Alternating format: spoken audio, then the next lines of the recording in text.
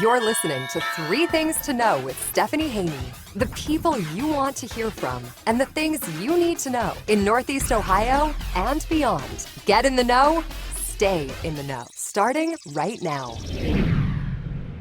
Hey everybody, welcome back to part 2 of the Year in Review on the Three Things to Know podcast. I'm Stephanie Haney. I am joined by my 3 News co-workers, our main anchor, Russ Mitchell, our weekend anchor and reporter, Romney Smith, and our investigative reporter, Mark Naymik. Let's get right into it, talking about the politics of 2020. There were many firsts this year, so we're going to switch gears and we're going to talk about politics and kind of hit the highlights of the political things that happened this year. One thing that happened this year after President Donald Trump became the 3rd president ever to be impeached, he was then acquitted at the beginning of the year. And he was also the 3rd president to be acquitted. And then he became the 1st president to successfully run a re-election campaign while a sitting president. So that's something that we hadn't seen here in the U.S. That's something that definitely happened. That was a major factor that feels like it was, again, a lifetime ago. But also, leading up to the time of the election, very close to the election, that was when Justice Ruth Bader Ginsburg died. Romney, talk to us about that. I mean, so many people were devastated by her death. RBG had fought cancer a couple of times, I believe before. I think this was her 3rd bout of cancer. And so we know that she was very liberal. We know that she dissented all the time in her written opinions. And I think what struck a lot of people is that she requested, both while she was alive, she requested that her seat not be filled until after the election. And I think a lot of people thought, wow, one, that says she knew that the end was coming, and 2, she understood the weight of her position. Of course, we only have a small amount of justices, but she understood that if the election were to flip from a Republican president and vice president to a Democratic president and vice president, it would likely go to someone else who was liberal. And I believe that she wanted her legacy to continue. And so seeing that loss and seeing how the bench changed, and that we did get Justice Amy Coney Barrett into office, I mean, it does change the makeup of the Supreme Court. And we're still waiting to see long-term results of that with different cases. But I think RBG, you saw so many people and an outpouring of support on social media from not only celebrities, but people in the law field, elected females. And of course, now you've got the vice president-elect even, who is a female, saying she had an incredible impact and influence on them. So her loss was very strongly felt throughout the whole country. It was, and as you said, then Justice Amy Coney Barrett was confirmed very quickly. It was a topic of much debate, the fact that Republicans had blocked former President Barack Obama from putting a nominee forward. They refused to take a vote on that. A lot of people saying, well, if he had been the party in power, then things would have been a bit differently. So the reality is the president is well within his rights to nominate someone. The Senate is well within its rights to hold a vote. But a lot of debate about the fact that they chose not to hold a vote and act in the past is what made that such a huge conversation this year. So regardless, Justice Amy Coney Barrett was confirmed. She was nominated on September 26th. She was confirmed on October 26th, which, by the way, only 2 Supreme Court justices have been confirmed more quickly than that in the last 50 years. And it was her nomination announcement event that many said was the White House COVID super spreader event, which may have been where President Donald Trump himself contracted COVID-19. It's just a wild political year. So wild. It has been a wild year. And so he contracted COVID-19. He was able to recover. He got experimental therapies to recover. But as you said, Mark, didn't stop him from holding those large rallies where we saw a lot of people not wearing masks.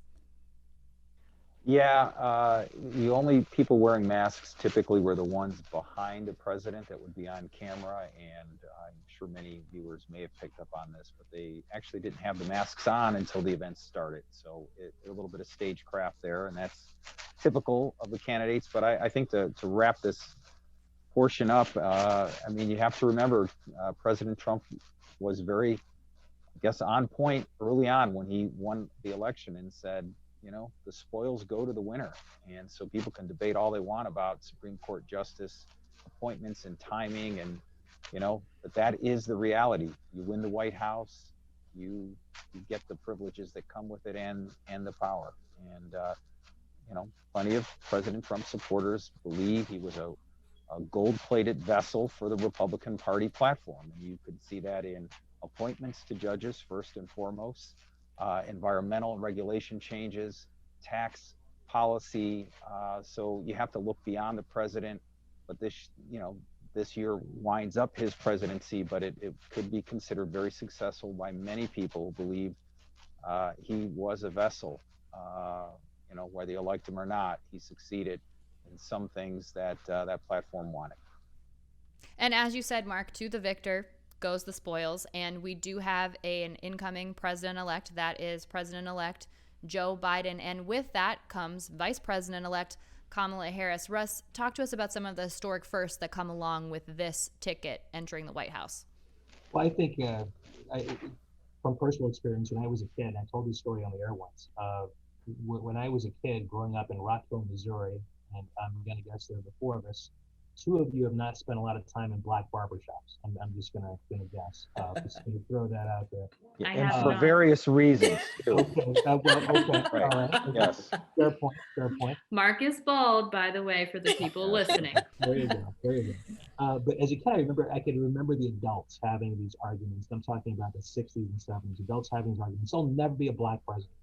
It's never going to happen. It's not going to happen. My lifetime or yours or whatever. And as a kid, you just kind of sit and you listen, and you take it all in. And then, of course, in 2008, Barack Obama's elected, and I go back and go, gosh, I wish those guys who were in the barbershop years ago were around to see this today.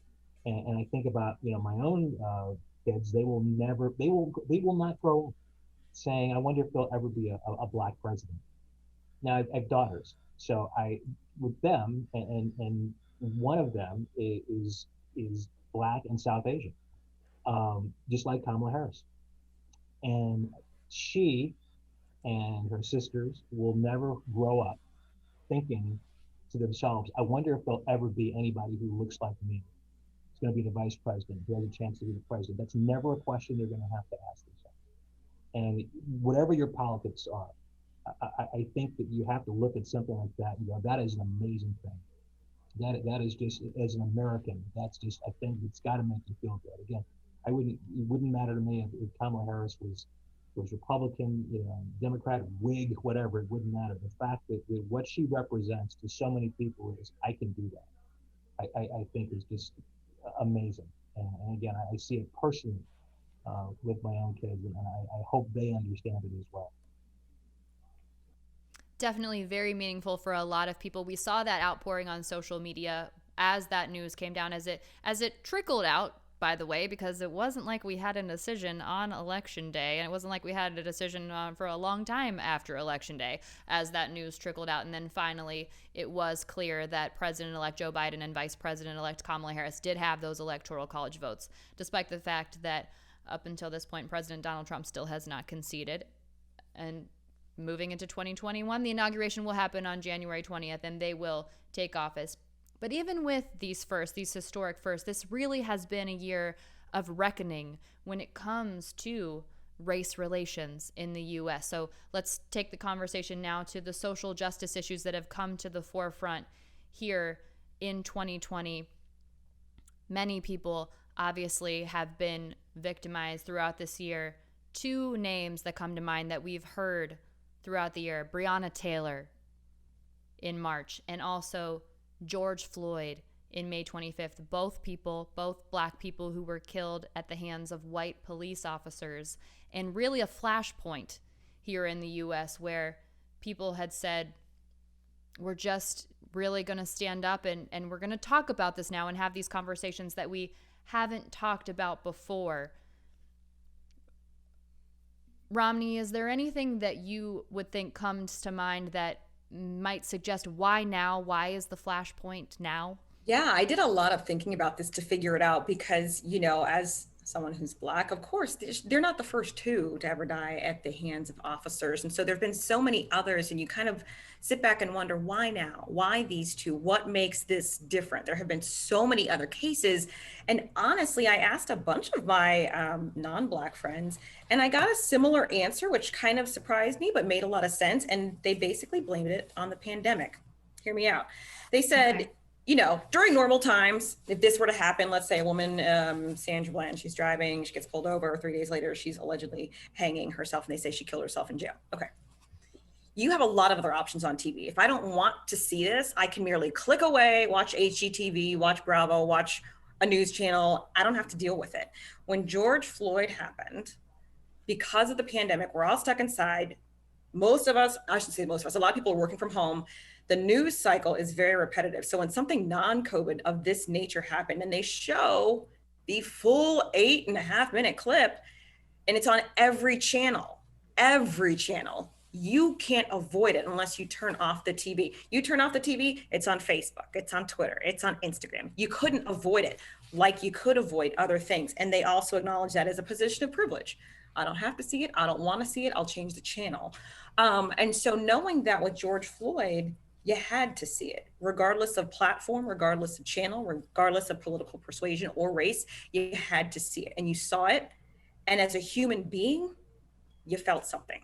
For the women in my life, the mothers in my life, they all thought, he cried out for his mom. Anyone who's a parent, that's heartbreaking. And then when you learn that his mother is dead, it's another level of pain. And then when you look at the officer who was kneeling on him to say, my goodness, you've got people who are standing by begging you to just check his pulse, give him CPR, wait for the ambulance, put him in handcuffs. Why are you still kneeling on him? And I think it really tugged at a lot of people's heartstrings to say, maybe I've been ignoring this too long. Maybe I've been very comfortable in my own world, and now I'm being forced to look at it and I can't look away. And so we had to look at it. I'm not going to say that it changed America and we changed all the laws and all the institutions and systemic histories that go into it. I certainly think it opened a lot of eyes who did not want to be open. I think it made people realize they could position their lives in such a way where they didn't have to be uncomfortable by seeing those images. I think a lot of people had uncomfortable conversations, but then you also have to look at who it was uncomfortable for. It wasn't uncomfortable for me. So when I saw Ahmaud Arbery being hunted down in Georgia, I'm thinking of my brothers who go for jogs in Georgia. I'm literally seeing my family members in that dead Black boy who's on the street. And so I think a lot of people started to see themselves as, if I'm not actively doing something to be anti-racist, I'm part of the system. And for them, that clicked with George Floyd. And then I think that's really what sparked a lot of people to say, I need to read up on this. I need to figure out how to be an ally. What does that mean? What can I do? How can I help change this? And I think you see a lot of symbols at first with beautiful murals and racist free syrup all of a sudden, but that's a symbol.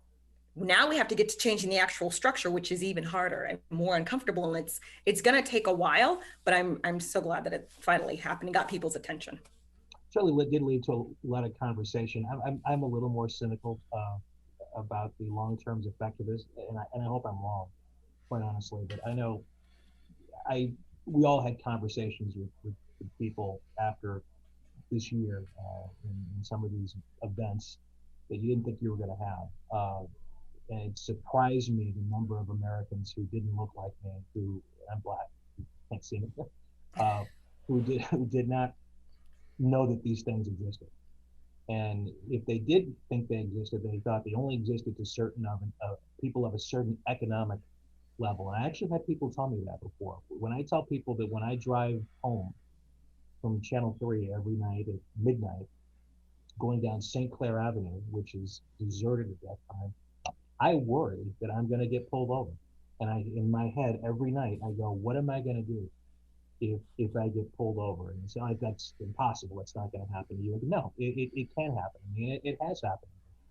And the officers who have pulled me over, it's been fantastic. But like every Black man in this country, every Black person, I would say, there have been moments that have not been so pleasant, that have changed my life in so many ways. And when I look at the conversations that we had this year and the awareness that people had. There was a snapshot in time where I was really encouraged. The cynical part of this is, and I hope I'm wrong about this, there are moments when I think that we were not in a movement, but really in a moment. At that particular, moment, people were paying attention. People thought about it. But it's December now. You're not hearing about this stuff like you did, months ago.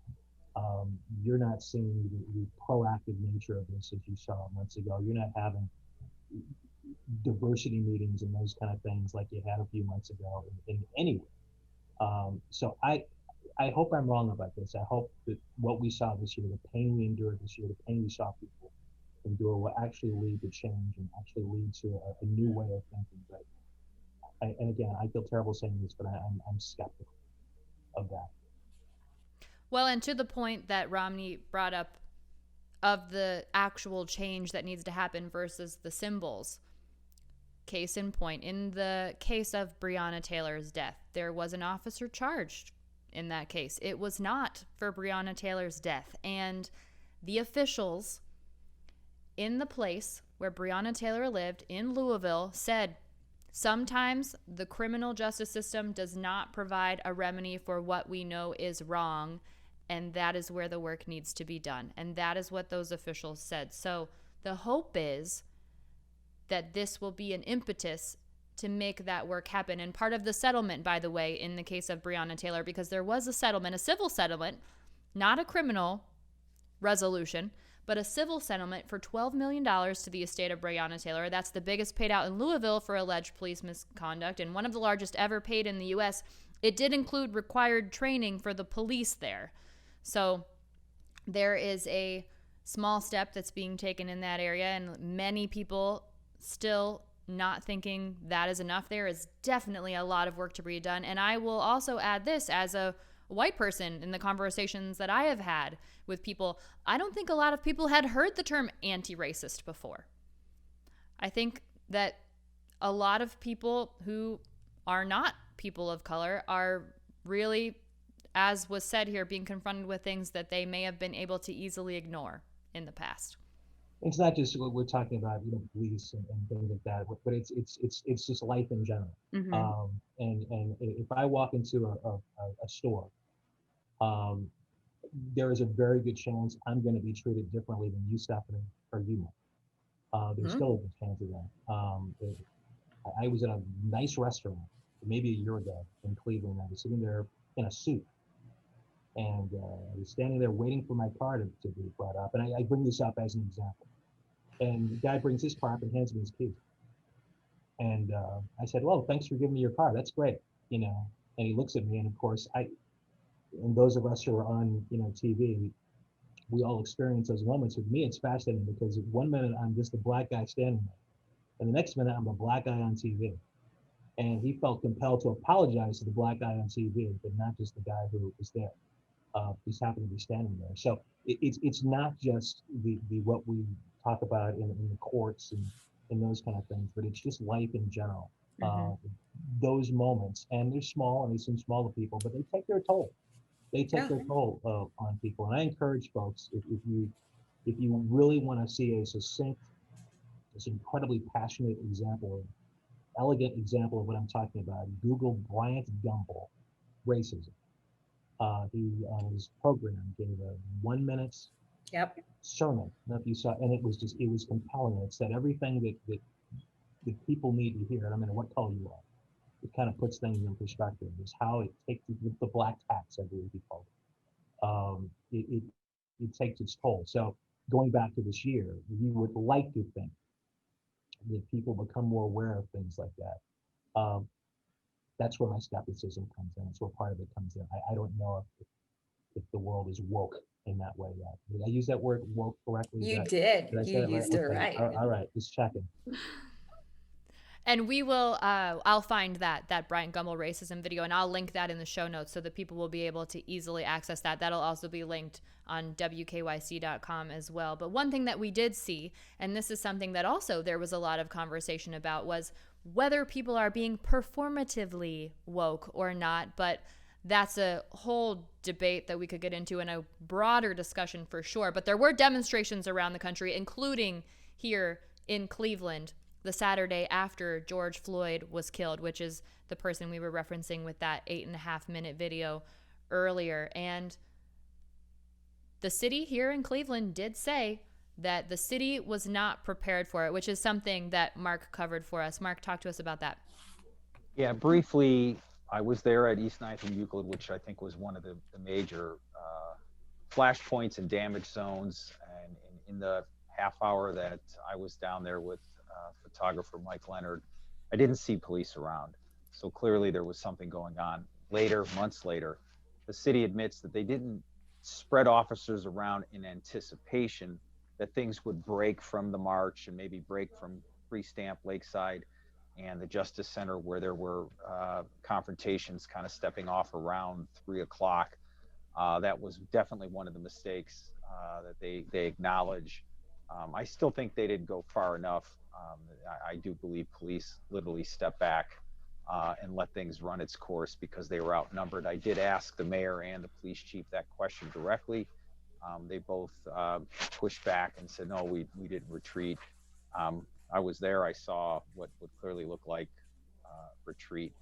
I think on Russ's point, though, I am a little skeptical that we'll see change unless you get it in the halls of power. And that's, you got to have police departments that reflect the people they cover. You got to have people making decisions for Cleveland that reflect diversity. And that's everything from City Hall to, these business groups that downtown organizations and corporations. So I think it'll be a little bit. One piece of graffiti that sticks with me, and it is maybe kind of what this was all about, and that was spray painted just a couple doors down from Geiger's and Heinen's was, "Do you hear me now?" Now, that doesn't, of course, isn't meant as a justification for violence and looting, but I think that was the message of the demonstrations. Do you hear us now? And that may be part of the theme that sticks with me from 2020. Mm-hmm. And there were certainly a lot of people trying to get a message out surrounding all of these things that happened in 2020, a sort of crossover between social justice and racial issues in the U.S. and the pop culture world. Our kid from Akron himself, Lebron James, named Time's 2020 Athlete of the Year this year, not only for his accomplishments on the court, but for really the things that he stepped off the court and did. One of those being launching that More Than a Vote organization, which we talked earlier about how schools didn't want to be polling places because they weren't large enough. Well, he worked here in Cleveland specifically and in other places around the country to get the stadiums, the arenas that weren't being used to be used as polling places. Just one example of what he's done. And then, of course, progress that we have made elsewhere in the pop culture arena, at least on the larger stage. One thing that happened this year was Disney, in an animated film, had its first openly LGBTQ plus character. Romney, talk to us about that. Here's the thing, representation of diversity. I think so often when we say diversity, they really mean a Black person. And so when we talk about racial diversity and true diversity, that's everything. That's religion, that's race, ethnicity, accents, able-bodied, and as well as if you are LGBTQ. And so the fact that Disney, of all companies, did this to normalize it among children is huge. You also had a Hallmark movie that featured a same-sex couple for the first time. We all know that they dominate the holiday season with their movies. And so the writers, when they said, why'd you do this? They said, look, it's a great storyline. Happens to be a same-sex couple, but it's still a great storyline. And so I think you see these large corporations really trying to make a move to normalize this, especially when you have a cartoon specifically geared toward kids. That's a pretty large statement. I know that not every parent is going to want their kid to see it because of that. However, for those parents who want to expose their kids to diversity of all kinds, they will certainly now have a movie that their kids can watch and see a character that, I think it's Spectre, I think if I'm thinking correctly, that is gay, which I never grew up with that. I mean, I think I might have questioned Bert and Ernie, but I don't really know. And so now that it's out there, I think we're taking steps to make it more normal. Another change that we've seen, which is a big change here in Cleveland, our Major League Baseball team has announced that they will be changing the name of the baseball team after 105 years. It might not be happening until the 2022 season, but they will no longer be using an indigenous person as a mascot. Now, Russ, you've been here in the news industry here in Cleveland for more than any of us, longer than any of us here on this panel, and the fan base is definitely split on this. Can you talk to me a little bit about the reaction you're seeing to the name change? Oh, I respectfully refer to Mr. Naymik. I believe he's been. Oh, I'm sorry. Longer than I have. However, however, I'll answer it. But I was thinking Channel 3 specifically. Totally. Give Marcus props there. Didn't want to. No, that's all right, Russ. You make your point. You're right on. but yeah,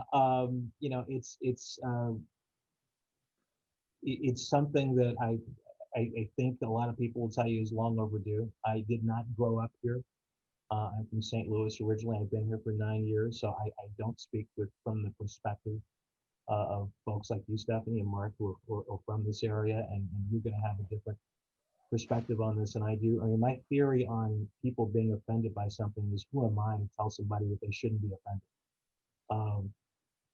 People can look at it and go, well, yeah, I don't know why they're offended by that. Well, it's not my place to tell someone that they should or should not be offended. So given that opposition, I think, for business reasons and other reasons as well, it's a good thing that they're doing this, especially in these times. Mark, would you like to add? Just a little bit. I'll throw this out for those listening that are true baseball fans and that know the history here. I used to have a poster of Charlie Spikes above my bed. He was a Cleveland Indian ball player back when Municipal Stadium was alive and well.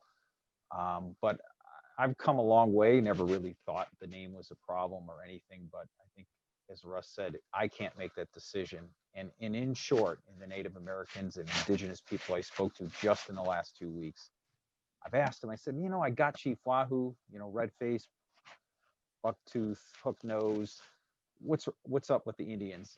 And the bottom line for them is we're a culture of people that are constantly being defined by the past. And being a team name or a mascot keeps us there and doesn't recognize us for what we are, modern people, and we want to move forward. And I thought that was the best and simplest argument I've heard in a long time on why they just want to go beyond. It isn't, yeah, sure, Indians in of itself is not offensive, but it's taking their culture and defining for the rest of us, Indians, Cowboys and Indians, they're team mascots. They want to move beyond, and they are very excited about it. Of course, they'd like it to disappear now, but it will take probably another season. But we're moving on. I think, though, it's well worth pointing out what Russ said. Some of this is financial. I think as a result of the protest movements and a lot of this pressure being put on advertisers. We saw it in Washington, Redskins dropping the name because of, in part, FedEx and others. It makes sense for a lot of reasons, but most importantly, because it's about being historically correct, not politically correct. And the Washington team name being changed, of course, that was in the NFL, which brings me to our last point of 2020, which can we just take a moment to celebrate that the Browns are winning this season in 2020. Wow. Stephanie, are you going to be disappointed, though, if they don't move past the playoff game here? Come on, that's what it's about. Hey, keep it positive, Mark. Keep it positive. I know. We are really at a crossroads right now. I know you love breaking out the orange. Every Monday on those Victory Mondays, you know it. I've got a whole section in my closet for the day after a Browns win, which is something I didn't get to use last year. I'm just saying. So, after last week, we know the Browns could be playing for the AFC North title. We will see how 2020 does us in the end here when it comes to the NFL in Cleveland. I got to tell you, as someone who, again, did not grow up here, I love Browns fans. I'm a Browns fan, but I love old school Browns fans, because the way it works out, here's the arc of a Browns fan every week. Before this year, we're having a good year. We lose on Sunday. The talk radio after the game on Sunday, they're the worst ever. I can't believe that they're this bad. Talk radio on Monday. We saw some good things in that game yesterday. Talk radio on Tuesday. you know what? I don't feel so bad anymore. By Thursday, we're going to win next week. I mean, every single week. And just love it. See, I've lived in places, I lived in Dallas, I've lived in DC, two other areas that have very strong ties to their football teams. And as strong as those ties are, I've never seen the resiliency that Cleveland Browns fans have, old school Browns fans. So you move here, you cannot help but become a Browns fan. I And second that. I'm thinking Super Bowl. You know what? You laugh. I don't see you laughing, but I'm thinking perhaps Super Bowl. I'm not laughing. I totally agree with you. I've Russ lived in laughing. New Orleans, No, DC. no, I've Russ, lived, I'm really not thinking it's laughing. gonna happen. I'm just saying my bar is way lower. I am thrilled that watching a Browns game is way more satisfying than a trip to Home Depot, because just a couple years ago, it was way better just to go and get that toilet fixed than to sit there and watch that game. Wow, Mark. That is the honest truth. Now I don't want to leave the game. So that's my bar. But you want to go Super Bowl? I'm going to shut up. I'm going to leave it at that. It's been a 2020 that I want to be done with. And let's hope that they take us into 2021 on a high point. That would be a way to kick off 2021 with a Browns Super Bowl win. I mean, it's a potential reality. It sure would. And I'll take a Browns win over the Steelers, by the way, to kick off 21 as well. I would be very happy with that. And Mark, I'm not going to say that you're wrong about the Home Depot fixing the toilet thing, but I will tell you that we're watching the game anyway, whether they have it on at Home Depot or we're listening to it in the radio. We are nothing if not loyal as the Browns fans. I'll give us that. And I will leave it there. I think that's a good note to leave it on. I want to thank you all for being a part of this today, this year in review on the 3 Things to Know podcast. And I'm going to keep Romney around here for just a minute, but I will now say goodbye to Mark and Russ. Thanks for being here, you guys. Thank you. Bye, guys. See you. Thanks for listening. See you, Stephanie. See you, Romney. Bye. And what a year 2020 was. But there's a lot to look forward to in 2021 and beyond, Romney. And one thing that we look forward to as part of this podcast, each week we let people in on a little hidden gem here in Northeast Ohio. It's a little segment we call Need to Know in NEO, and we bring in an insider, somebody who knows what's going on. So you've got something special that you found here in Northeast Ohio to share with us. I do. And I'm going to call it a hidden gem, and it is literally hidden in plain sight. Okay. So if I told you that there is a 20,000 square foot store where you can get plants and art and take workshops, you'd probably say, oh, is it in the suburb? And I'd say, no, it's right in downtown Cleveland in the 5th Street Arcade. And you'd say, what?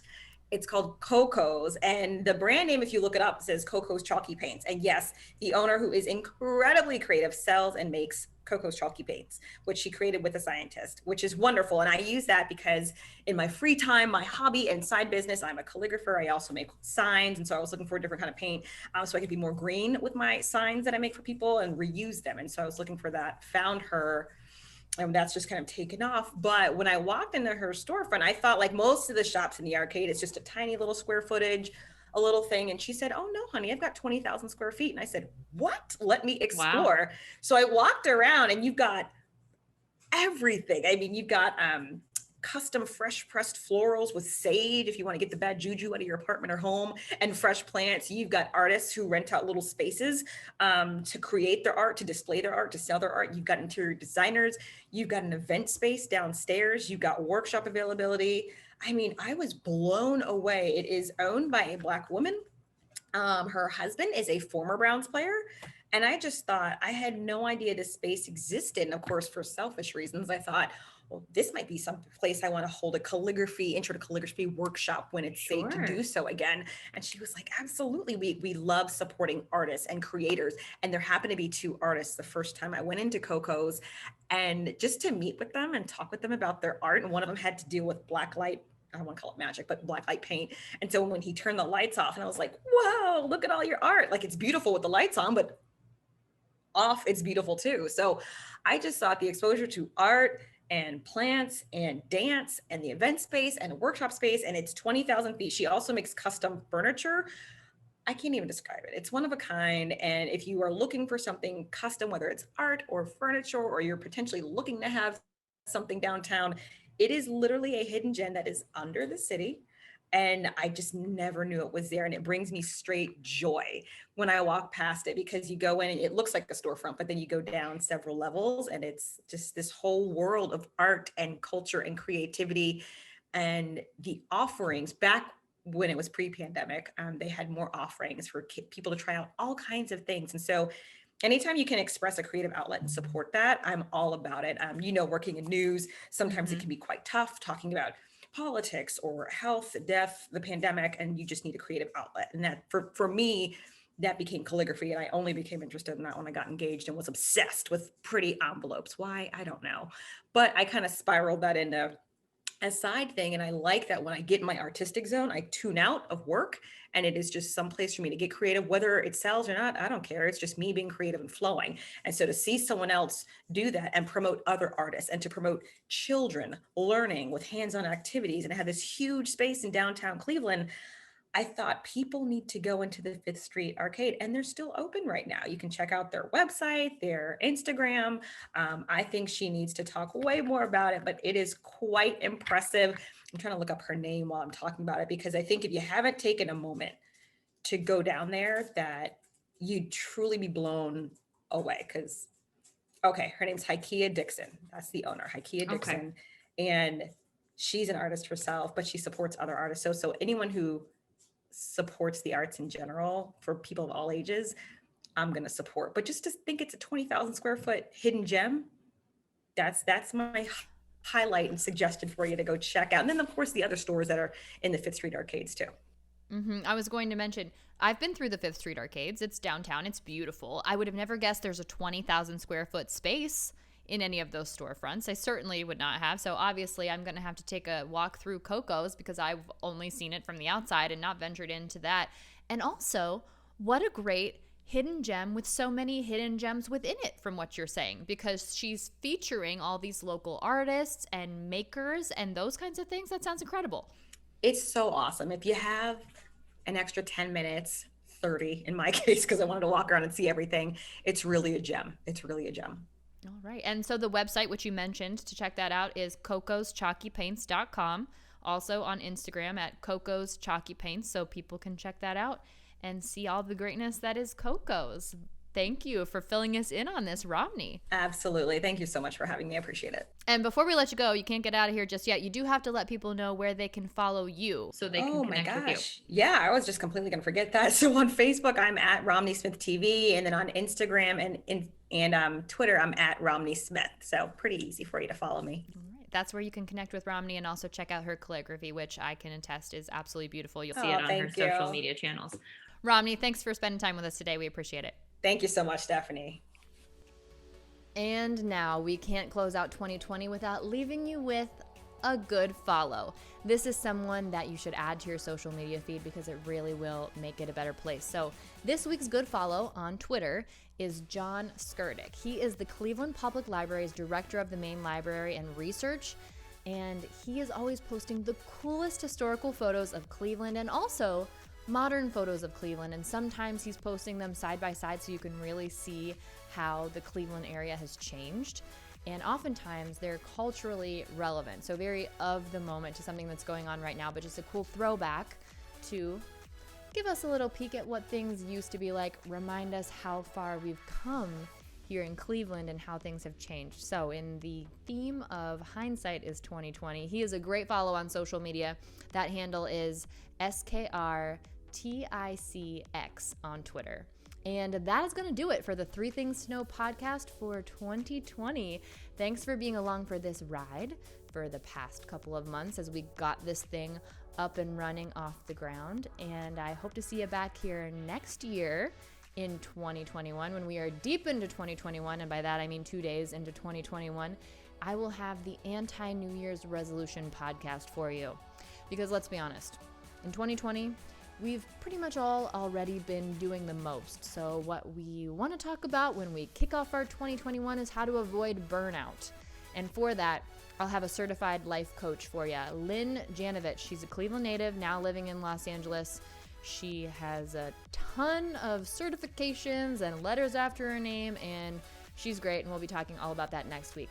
In the meantime, I would love it if you would subscribe to the podcast and also leave a rating and a review to help us close out 2020 on a strong note, and we can connect with more people here in Northeast Ohio. That's it, everybody. Have a great rest of your holiday season, and I'll see you back here next year. Happy early New Year to you. I'm Stephanie Haney. Thanks for listening to 3 Things to Know with Stephanie Haney from WKYC Studios. Subscribe now to stay in the know.